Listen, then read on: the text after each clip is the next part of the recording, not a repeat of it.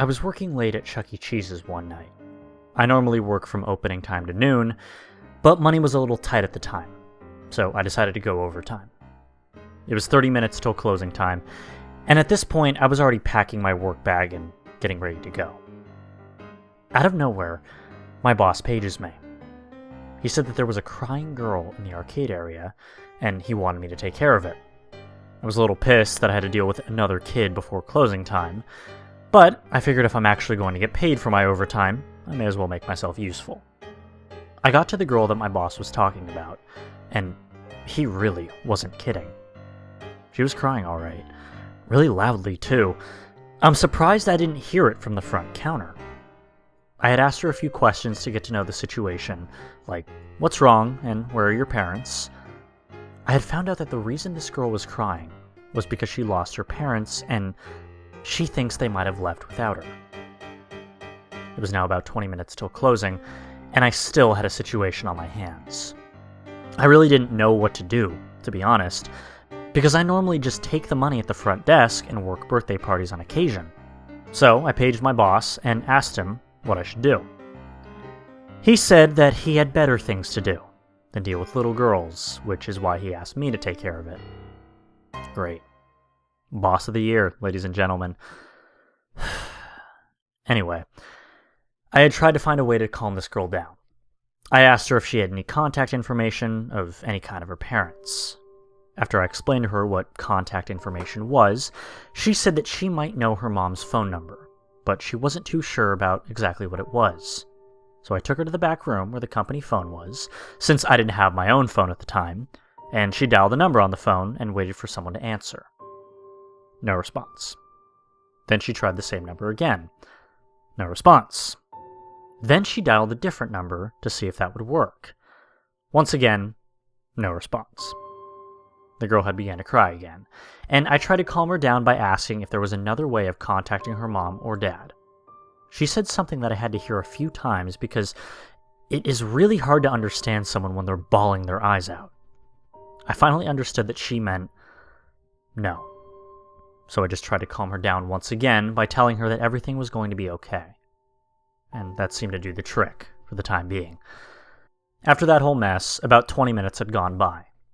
After calming her down, I took her back out to the main area to try to work this out with some of my coworkers. But when I walked out there, all the lights were off for some reason, and all the games and kitchen stuff were turned off as well. I quickly then came to the conclusion that my boss must have closed up shop without checking to see if I was still here. Great.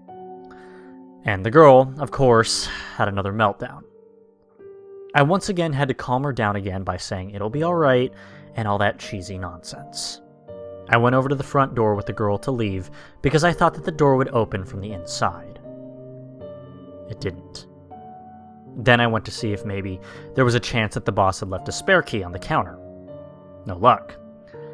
Then I went over to the backstage exit that led to an alley, and still, no luck. I finally went to go see if the back door of the room me and the girl were in to call her parents was open, and I still had no luck. I was getting a little bit freaked out that none of the doors were open. This freaked out the girl too, but she didn't cry. Thank God. Then I came to the conclusion that calling the police to bust us out would probably be the best option. I called 911 and waited for the police to get to the place so we could just get out of there. They finally arrived about 15 minutes later with 4 other officers. I had told the whole story about how we got locked in here and how my boss told me to take care of this little girl's situation and all that. Well, let me just say that they were not happy to find out that my boss had left me and a little girl here with all the doors locked, and I have never heard of him working at Chuck E. Cheese's again after that. Anyway, they had called my boss over to the scene so he could just get his keys to let us out. When my boss came, he was angry at first, but then calmed down pretty quickly based on the looks the police were giving him. He didn't even say or do anything, except for get out his ring of keys and started trying to unlock the door. None of the keys were working. My boss started to panic, as if the cops were going to arrest him if he didn't get the key to work.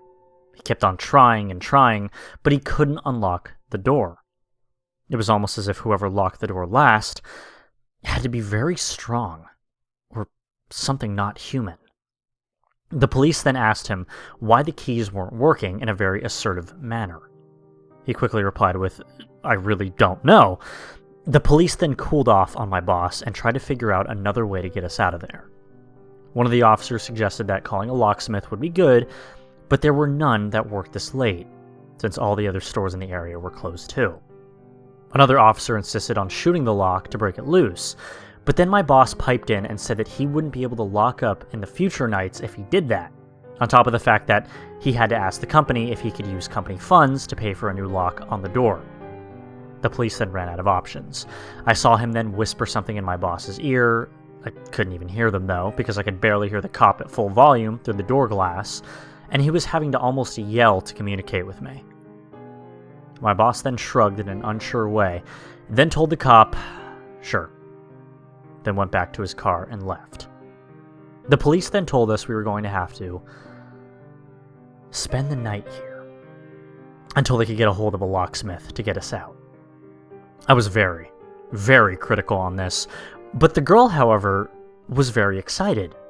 She told me that this would be a fun thing to do to help us calm us both down till morning, and that, one night wouldn't be so bad.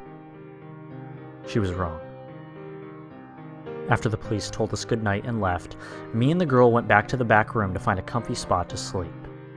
She was going to sleep near the wall on the very left side of the room, while I was going to crash on the opposite side. The girl, of course, wanted to go around and explore, but I quickly told her that we should just go to sleep so we could get this night over with. She was a little disappointed that she couldn't do what she wanted, but she still went to her spot to sleep anyway. There were no blankets or pillows in the room, so I just used my work bag as a pillow and just curled up in a ball to improvise. The girl was just going to sleep with nothing to keep her warm besides the clothes she was wearing, which was, fine by me. Right as I was about to fall asleep, though, I heard rustling noises from the dining area. The girl was already asleep, so I didn't want to disturb her. I went out to the dining area and found one of the robots on stage, bent over near a table, as if he was grabbing something from it. I didn't really think anything of this, because I thought that maybe the robot just wasn't turned off. So I opened it up and checked. What I saw made me freeze my tracks, though. The robot was in fact off. It was off, but it was moving. This scared me quite a bit, so I just ran back into the back room without looking back. I wanted to go back to sleep right that instant, when all of a sudden, I heard it again. But this time, it seemed louder, almost as if they were closer to the door I was in. I was too scared to go outside and see what it was again, so I quickly went on the computer and looked at the security cameras instead.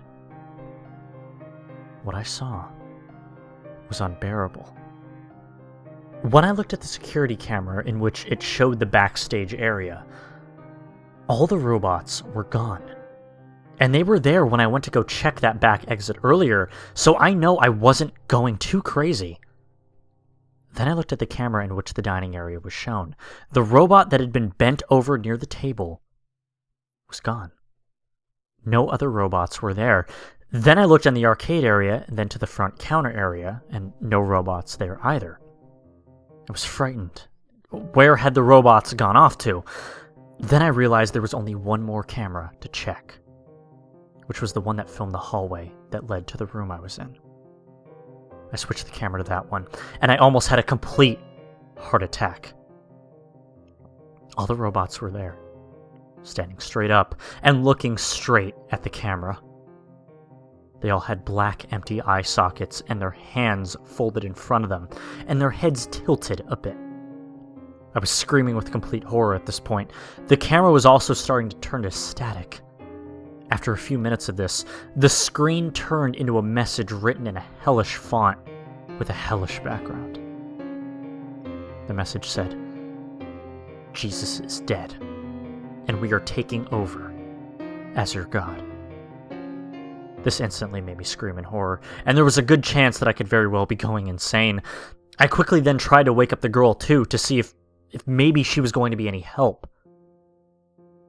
What happened after I tapped her on the shoulder a few times made me physically vomit and scream. The girl had now been one of them, black eye sockets and a smile of evil on her face. And she stood up, and now she was in the exact same position as the robots. She was one of them. It was all making sense. It was all making sense. Why she had taken so long to use the phone. That must have given the robots enough time to lock all the locks permanently. Why she was crying in the middle of the place, saying she lost her parents. She had been leading me up to this very moment. I was also wondering if maybe my boss was involved in this whole thing too. You know, maybe he was one of them. Then the robots came marching in with their black empty sockets and evil grins. They were coming straight for me. I was not going to do this. This had been a very traumatic experience. The robots turned out to be Satan's minions, and so was the girl who had led me to getting into this moment. I couldn't take it. Their faces, their eyes, I didn't want to live with this. I then got up and made a huge break for it. I got through one of the robots, but another had got straight by the arm and was holding me there for a while.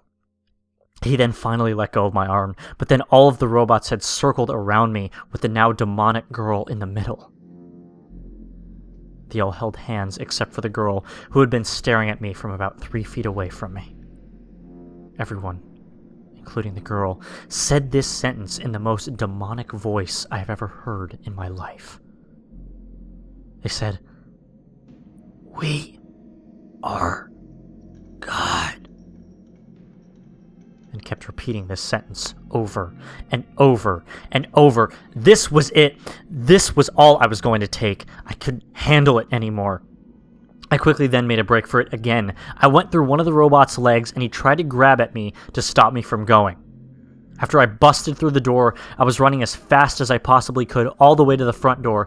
I had remembered the door was locked. I could hear the robots saying, "We are God," as they were getting closer and closer to me.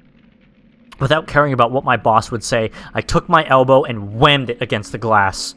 It broke, and I was free to jump out and leave. And that's exactly what I did. Later the next morning, I was suffering extreme bone shatter in my elbow from the glass, not to mention my absolutely horrifying memories of that night. I went to the hospital after. It looked like about dawn. The doctor said that they needed to do a few surgeries on my elbow, and that thankfully, I'd be just fine. It was after my first surgery when I was in my hospital bed, when one of the nurses said I had a visitor. I told her that she could let whoever it was in. I thought maybe it was my mom or dad. But it wasn't. It was my boss. He came to say he was very sorry about the whole incident with me and the girl being locked inside the place, having very little information about my traumatizing experience in hell. He didn't ask me how I got my shattered elbow, which was good because I really didn't want to get into the story. He then left me with my very last paycheck from Chuck E. Cheese's I would ever receive. The envelope he gave me had my check for my weekly pay, plus the overtime I worked that day. And a note. The note said,